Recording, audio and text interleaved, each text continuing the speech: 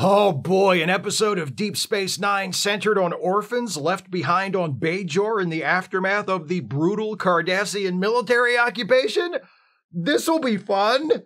This is a review of the Star Trek Deep Space Nine episode Cardassians. If you have not seen this episode and you don't want to know why approaching strangers at a public cafe is a bad idea, be warned. Spoilers beyond this point. Another Star Trek episode about a child from one species being adopted by a parent from another species, and then that child's biological family from their own species wants them back, and the lead protagonist of the series has to decide where the child goes. We know what Captain Picard decided. Will Commander Sisko do the same thing? Let's find out. Dr. Bashir and Garak, who is merely an innocent tailor and not a spy, just so you know, are chatting at their usual table in the Replimat when they see something unusual. A Cardassian boy traveling with a Bajoran man. They take a seat at a nearby table, and Garak, being a polite sort, goes over to say hello, and the Cardassian kid bites him in the hand. Garak's like, that's weird, they usually only do that after they get to know me. Bashir gives Garak a band-aid, then heads to Ops, where he tells the other senior officers about what just happened. Kira suggests that the Cardassian kid is one of the orphans abandoned on Bajor after the Cardassians ended the occupation. Then, in a surely completely unrelated development, Sisko gets a call from Gul Dukat. Hey, Dukat says, I just heard that a kid bit Garak. Sisko's like, how did you find out about that so fast? And Dukat says, never mind, shut up. These Cardassian war orphans, man. It's terrible. I was totally against it, you know. I warned it was a bad idea to leave them behind. And now look, this poor, misled Cardassian child, obviously raised by Bajorans to hate his own kind. Something must be done. I tell you, something must be done. Sisko and Bashir meet with Proka, the Bajoran man who was with Rugal, the Cardassian kid. Proka explains that he and his wife adopted Rugal after the Cardassians left him behind. Sisko says, rumor has it that these Cardassian children on Bajor are being raised to hate their own kind. Is that true? And Proka's like, oh, hell yeah. How are we supposed to raise them to not hate Cardassians? All we have to do is tell them the truth about what the Cardassians did to our world. The hate follows pretty easily from that. But hey, don't get the wrong idea. We don't think of Rugal that way. To us, he's Bajoran, and we love him just like our own flesh and blood. He seems like a good dad, that Proka. Even his bone-deep racism against Cardassians seems understandable given his experience, but not so fast. Bashir goes to Quarks and talks to this guy, Zolan, who was traveling with Proka and Rugal and knows their family a little. And Zolan claims that he has witnessed Proka and his wife being verbally and physically abusive toward Rugal, taking out all their anger at Cardassians on him. When confronted with these allegations, Proka denies them vehemently, but Sisko decides it's safer for Rugal to stay somewhere else while there's an investigation, so Rugal moves in with the O'Briens. Bashir is chatting with Garak about the whole situation, and he says how it's actually a good thing that Garak got bit on the hand because it led to them discovering that Rugal was possibly being abused by his Bajoran parents, and heck, it might even motivate Gul Dukat, swell guy that he is, to do something to help all the war orphans left behind on Bajor. Garak laughs. He says, yeah, Gul Dukat helping the war orphans, that's a good one. Say, how do you figure we left so many Cardassian children behind on Bajor in the first place? Do you think we just forgot them? And who was in charge of the Cardassian evacuation from Bajor, anyway?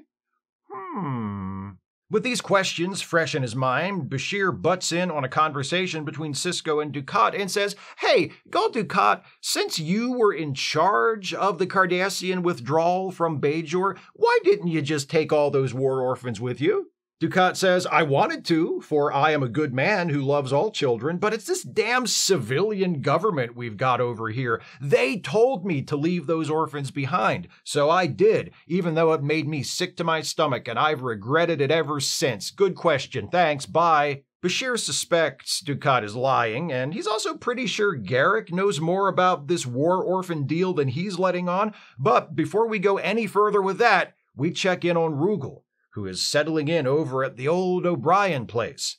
Chief O'Brien comes home to find Rugal chilling on the couch and Keiko setting the table for dinner.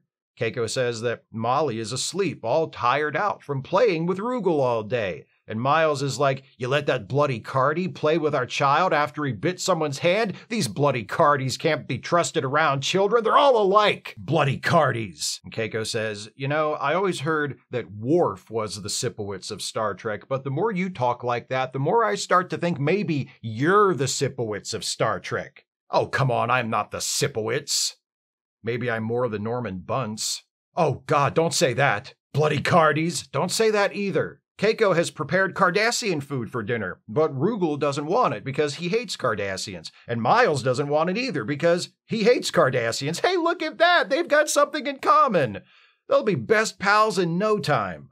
Later that night, Miles and Rugal have a talk, just the two of them. Rugal is worried about what's going to happen to him after this investigation. He just wants to go home. O'Brien thinks that by home he means Cardassia, but Rugal actually means home to his adopted family on Bajor. O'Brien asks Rugal why he'd want to live with people who hate him, present company accepted, and Rugal says, "Oh, they only hate other Cardassians, not me.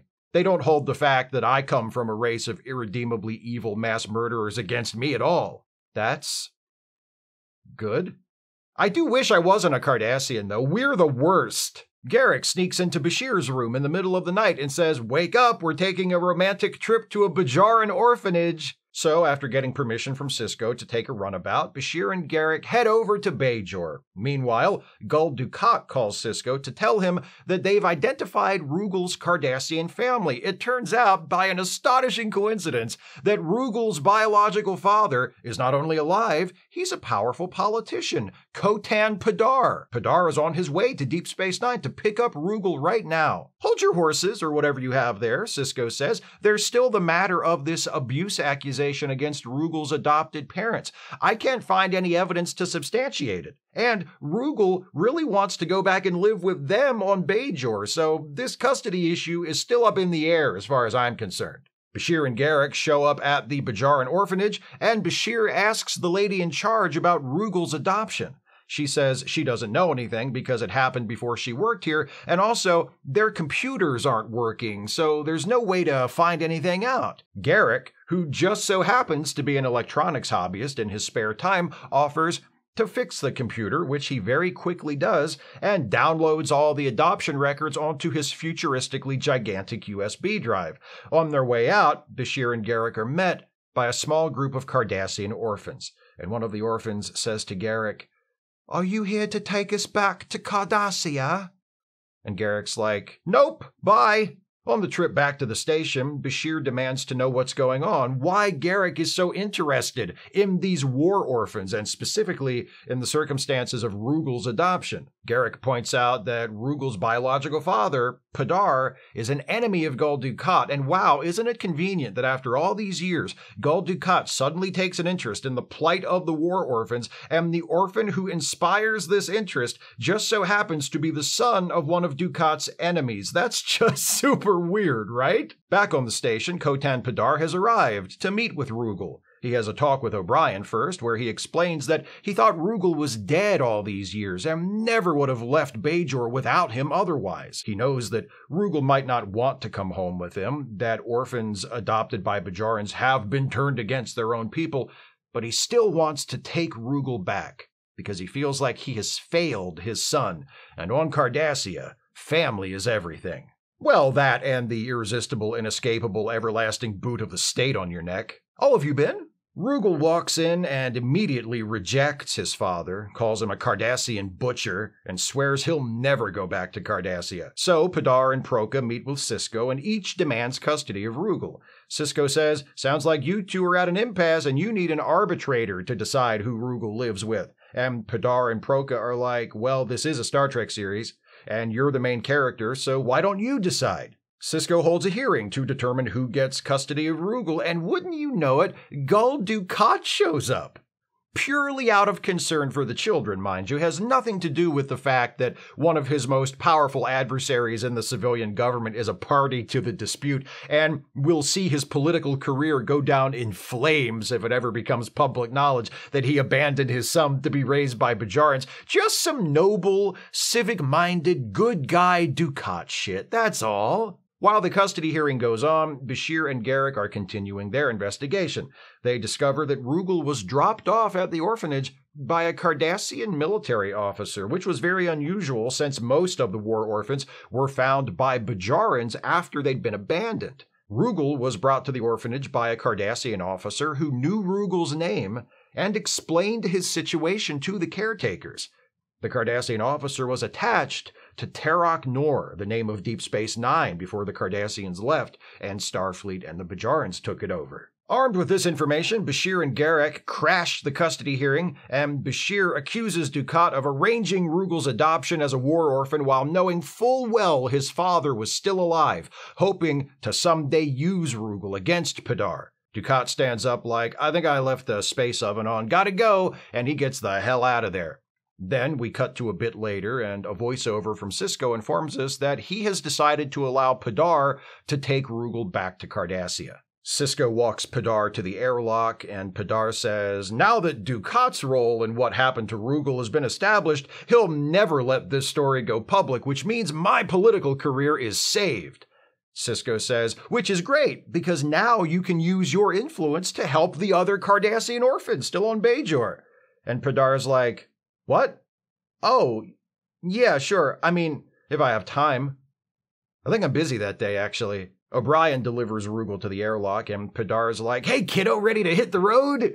And Rugal just steps into the airlock, saying nothing. Padar says, oh, he'll warm up to me. It'll just take time, that's all. I'm sure everything will be fine. We take a few seconds to check in on Bashir and Garrick, who are back in the Replimat having lunch again. Bashir says to Garrick, what's the deal with you and Dukat anyway? Why'd you have such a hard-on to expose his role in this war orphan deal? And Garrick says, isn't a hard-on more exciting when you don't know why it's there? What? Same time tomorrow? Gotta go. Taylor stuff. And that's the end. Before it pivoted to being mostly about a war between Starfleet and angry lizards who get bossed around by goo people, Deep Space Nine was about Bajor, a society struggling to rebuild itself following decades of depredation and enslavement at the hands of the Cardassians who still live right next door, cosmically speaking, by the way. It's a setup rich with dramatic potential, with countless compelling situations just waiting to be explored, and it's the main reason why, even though I really enjoy the later seasons of the show when its premise opens up far beyond Bajor and Cardassia, I still wish DS9 had kept that more narrow, small-scale focus. It resulted in episodes like this one that derives its drama not from spectacle or fate of the galaxy level stakes, but from a simple and all too familiar circumstance. Adults carrying out their personal grudges against each other while an innocent child is caught in the middle. This episode shares a lot in common with the episode I reviewed in the previous video of this series, Star Trek The Next Generation's Suddenly Human. The two episodes have the same basic premise. A child is adopted by a family of another race, then the child's biological family learns about their existence and demands to have them back. The dilemma is essentially the same. Who gets the child, the biological parent or the adopted parent? But the way the creators of Deep Space Nine go about telling this story highlights some of the most crucial differences between this series and TNG.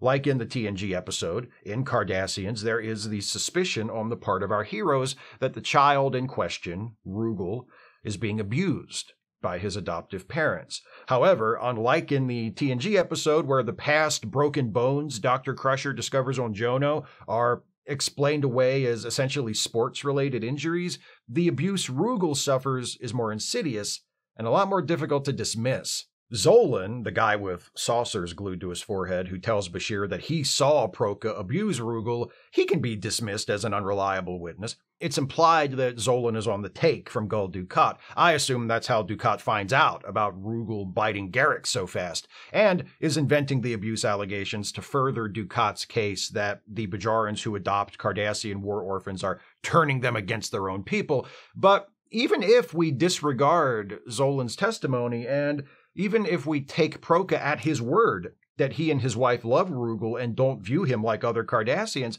it's obvious that the extreme anti-Cardassian sentiment by which Rugal has been surrounded on Bajor for these past several years has had an influence on how he sees himself. Rugal loves his parents and he believes they love him, but we can see in his conversation with Chief O'Brien how much self-loathing this kid carries around with him. He hates the fact that he is Cardassian. He hates that part of himself, and it's a big part. Are those feelings the result of willful abuse on the part of his adoptive parents? Probably not. Even so, it doesn't make for a very healthy environment. And yet, can we really blame Proka and his wife for how Rugal feels about Cardassians? Proka tells Sisko that all they've done is tell Rugal the truth about what the Cardassians did to Bajor during the occupation. That truth is brutal. That truth is horrific. That truth saturates every aspect of life in their world. How could they have kept that from Rugal even if they'd wanted to? And how could knowing that truth not have a negative impact on a child like Rugal? So when Rugal's birth father comes back into the picture and demands custody of his son, what's the right call? Do you allow Rugal to remain with adoptive parents who love him but live in a society that hates him? Or do you send him back with his biological father, who he hates and blames for the unspeakable crimes committed by other members of his race? It's a tough situation, to put it extremely mildly. Deep Space Nine's version of the story adds another wrinkle by reminding us that it's not just the Bajarans who have a problem with the Cardassians.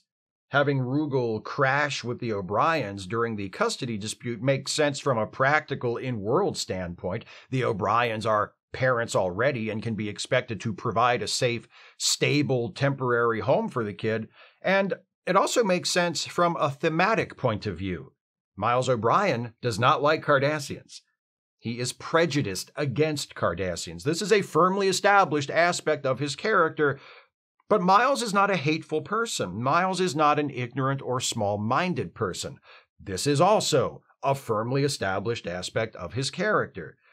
When Miles says to Keiko, referring to Rugal, that all the gentleness was bred out of these Cardassians a long time ago, he's not saying it out of a conscious malice that he feels toward Cardassians or toward Rugal as an individual. He's saying it because he has a bias against Cardassians that he's not usually aware of. That's called an implicit bias, and it's what allows otherwise well-meaning and reasonable people to harbor bigoted feelings, opinions, and assumptions. O'Brien's got it. So do I. And unless you are a very rare flower indeed, so do you. It's something we all live with. It's something those of us who care about not behaving like bigots need to be aware of. And it's something that doesn't find its way into our TV shows all that often, perhaps because it's such a misunderstood concept, and it makes us uncomfortable. I appreciate seeing it represented on screen through Chief O'Brien. It shows that implicit bias is real. It's not something that should be ignored or excused. Keiko quite rightly pulls Miles up short when he says what he says. But it also shows that having an implicit bias doesn't automatically make you a bad person. And that if you're aware of your bias and you make an effort, you can adjust and eventually move past it. Since this is a TV show, Miles speeds through this entire process in the space of a couple of scenes, and by the end of the episode, he and Rugal seem like they've sort of become pals. So that part is unrealistic, but I mean, they're also running around on a space station with a bunch of aliens, so I'll cut them some slack in the realism department. The other new element Deep Space Nine's version of the story brings in is the political conspiracy element. Rugal isn't just a child caught between two parents. He's a pawn in a game being played by Gul Dukat, a game that also includes not only Padar, Rugal's Cardassian father, but also Garrick, who involves himself once he learns of Dukat's connection, and Bashir. Two of these four, Padar and Bashir, seem to be operating from fairly noble motives. Bashir appears genuinely concerned with the plight of the war orphans on Bajor, and when he learns of Dukat's role in the whole affair, he acquires a deep and abiding revulsion to Dukat that lasts for the rest of the series. And Padar seems to truly love his son and to want him back. The scene where Padar and Rugal are reunited is kind of heartbreaking. Padar is not the stern, authoritarian sort of Cardassian we might have expected, nor is he running some kind of game like Dukat and Garrick always seem to be. He reaches out to Rugal in a way that is gentle, tentative, and remorseful. And when Rugal rejects him, I feel bad for Padar, even though I also totally understand why Rugal feels the way he does. It's a great scene. Occupying space on the opposite end of that emotional universe are Dukat and Garrick, who despise each other, but are both guilty of the same offense in this case, exploiting Rugal and the Cardassian war orphans in general in order to hurt someone they don't like. In Dukat's case, Padar. In Garrick's case, Dukat. Even though Garrick is on the side of good here and is attempting to expose the hypocrisy and calculated self-serving cruelty of Dukat, there's an undeniable selfishness to Garrick's actions as well. He doesn't leap into action here in order to help the Cardassian orphans. In fact, nothing he does results in any of the Cardassian orphans being helped at all. Garrick does what he does to hurt Dukat. And that's good. Dukat deserves to be hurt. He's a piece of shit. But it doesn't make Garrick's motives any less cynical. In fact, the general point of view taken by the episode is extremely cynical. And I mean that as a compliment, weirdly enough. There's no happy ending here.